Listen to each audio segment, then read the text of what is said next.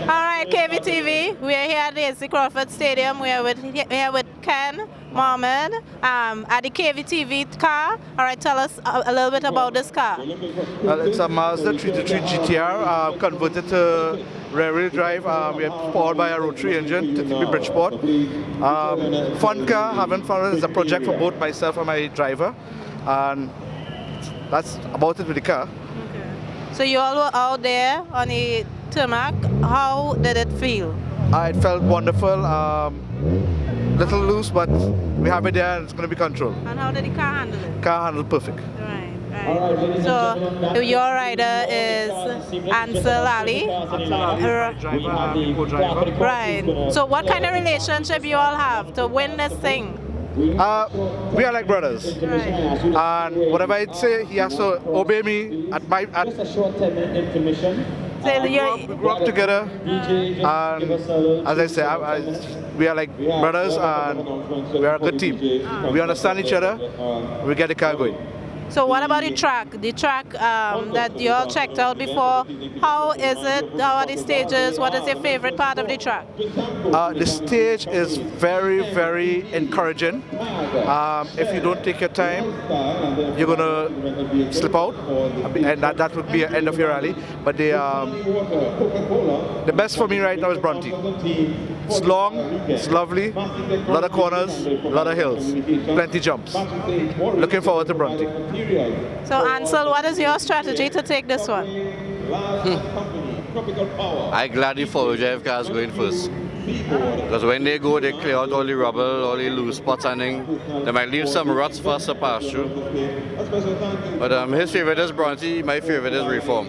Reform / Jack and Jill, it all depends. You know, on the terrain tomorrow and Sunday. But I feel a lot more safer in Jack and Jill. So I have a lot more windy turns and so on. So what are some of the specs of this car? Well, it was a Mazda 323 front-wheel drive GTX. It converted to rear-wheel drive with a rotary engine, which is a combination of first, second, third generation RX-7 and RX-8. With a Nissan S14 diff into the Mazda suspension. Bridgeport, of course, with a little secret inside. You know. Not for anybody to know. So who are the guys, who is the team working with this car, on this car? Maintenance and from the ground up? Our crew is, we have there Brian, we have Karen, we have Kendall, we have Mr. Ali, who's the crew chief. He's the brain to the engine. And the engine builder. And the engine builder. Okay. My wife, my nephew Alex, and Kerry, who's somewhere about. Tell me a little bit about the name Team Killer B. Why Team Killer B? Killer B originated from the US, and Killer B is we are the only one who have that rights in the Caribbean and in Trinidad. There's only two people in the world carry that. My father, which is Muhammad Ali, and Nick Van Nugderen out of the US. And it's the name Killer B has a name for itself in the racing industry around the world. Okay. Is it like you know the phrase Muhammad Ali's fly like a butterfly, sting like a bee? Right. That was that mean. Killer bee. Okay. So they're going to sting them up. That's right. Okay, well this edition is all gold everything, the gangster edition. So I want to see all the, put up all the baddest gangster sign. Yeah. It have many times he hit me some right hand and telling me, take it easy, or don't hit the jump so hard, or mash more gas. He knows when he That's gets what brothers do, eh? that's when time to go fast, say, push it. That's why it's called teamwork. Yeah. You have to understand each other, and when you sit next to it, you have to have your life. My life is in his hands. And vice Likewise. Yeah. I make a wrong call. We off somebody else. They have to share one brain, eh? Right. You know. So how is that? How is that coordination? I am.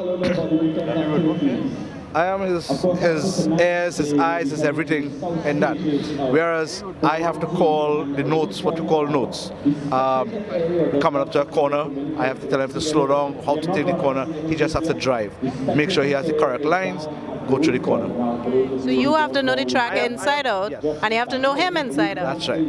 Any advice for anyone who wants to come into the motorsports? Stay off the street, join the club, be part of it, and you'll know what racing and fast driving is all about. And it's all about safety. Right. Everything is safety first. So what's this we're looking at? That's the road book. Follow this is start. Everything is arrows. Between the start and this cross road, this right turn, you may have a sweeping left, 45-degree right-hander. You understand? So this way we use this as a guide to go through the course prior to the event with your road vehicle, not your race vehicle, and what they call pace notes. Because between here and here you may have about 4 lines of writing before you reach this location, and when you move from here to here, it's the same thing. Right? So I basically tell him what to call if it's a 100 meters straight into fast right over crest, downhill bumpy, this sort of thing. So I tell them what to write and what to call for me to hear. But sometimes the navigator may make a mistake and call a wrong note, and that is where the next head comes in. Right. That's where the driver comes in to see what's ahead and correct it, and even tell him on the intercom at the same time, to make him catch back his notes. Sometimes if he jump, he might miss his location in notes. Right. Sometimes the navigator may say fast left over crest, and when you reach any crest and the car set up like this, the road turns right. And then you end up doing a tumbleweed. Or they're scary.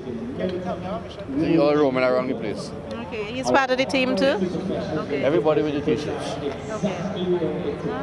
Alright. So how long have you been racing? I've been rallying. This year will be 10 years. Circuit race for 2.5 years prior to that with the same car. Okay. And you rather which one? Once you go gravel, you don't go back. Okay. After gravel, who needs tarmac? I would say in gravel is a lot of work concerning the amount of toil and wear and tear that you get put on the car. Not necessarily. Once you race in your car, you will get wear and tear and you'll be hard on the vehicle despite what it is. Drifting, drag, rally, circuit, whatever. The thing about it is, the road you drive on is what we call tarmac. With tarmac tires, you have 90% traction. Gravel with gravel tires, you have 10% traction. If rain falls, you have 3% traction. So it's like driving on smooth tires with no beads in the rain. On tarmac, you have static braking, using the frictional force of the tires on the road to slow you down. Right? That's why when you hit the brake too hard, sometimes the wheels lock up and screech on the road. Yeah.